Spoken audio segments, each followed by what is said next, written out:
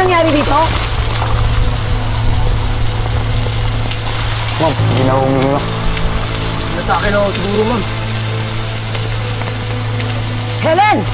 Helen! Oh, ano pang hinihintay nyo? Itapon nyo yan dyan! Bilisan nyo! Bilisan nyo!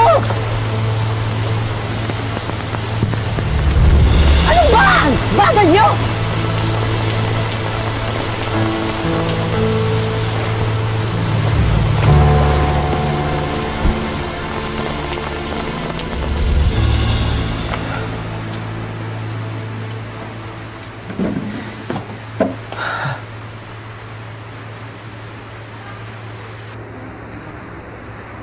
Oh, Jason, diyan ka na pala. Umalis nanay mo, hinahanap ka. Hindi ba kayo nagkita? Tio Mario, anong oras po siya umalis? Kanina pa. Siguro may mga 3 oras na. May araw pa nga nung umalis yun eh. I'm sorry, all circuits are busy. Please try your call again later. Hindi siya sumasagot. Jason, mahal na mahal ka ng nanay mo. Iniintindi lang niya yung mararamdaman mo kaya niya hindi sinabi yung tungkol sa tatay mo.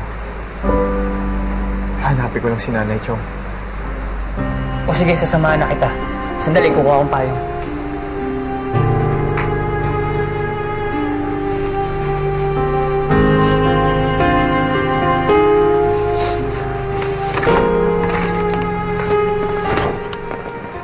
Nay!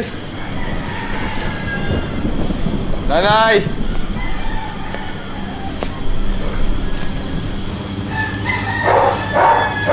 So, narinig mo yan?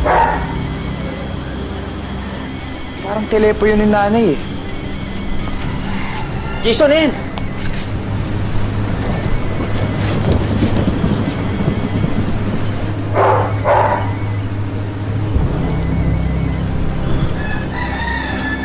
Cellphone to ni nanay, Cho.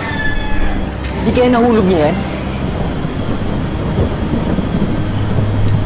Hindi pa nga siya nasisend na text eh. So baka kung ano nangyari kay nanay. Jason, mas mabuti pa. I-report na lang natin sa polis. Tara.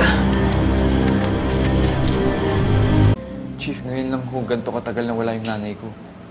Wala ba siyang kaibigan na pwede niyang puntahan? Bago lang po kami dito. Wala pa daw si ate sa atin, sabi ni Lourdes. Sir, pwede niyo ba kaming tulungang maganap sa kanya?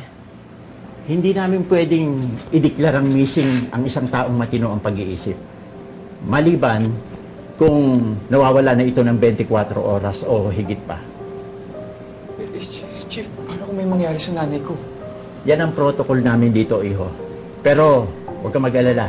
Kapag may tumawag sa amin dito tungkol sa nanay mo, tatawagan ko kayo agad. Anong protocol? Mas importante ba yung protocol niyo sa nanay ko? Iho. Relax ka lang. Chief, tulungan niyo po nanay ko. Ba't hindi natin siya hanapin ngayon?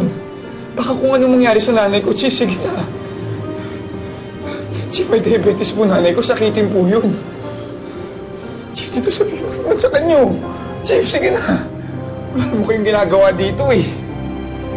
Ba't? Itutuloy ko yung paghanap kay nanay. Magpahinga ka na lang muna. Ayoko. Ikaw na lang. Pag ayaw mo ko samahan. Jason, hindi naman sa ganun. Nag-aalala lang ako para sa'yo. Madilim na. Paano kung mapahama ka? Eh, di dalawa pa kayong iisipin ko ngayon. Tsaka natatakot lang kasi ako eh. Ay, pakiramdam mo ko na may masamang nangyari kay nanay eh. Huwag mo isipin yan. May awa ang Diyos. Hindi niya pababayaan si ate. Sana naman. Ayoko magkahiwalay kami ng nanay ko na hindi pa ako nakakapag-sorry.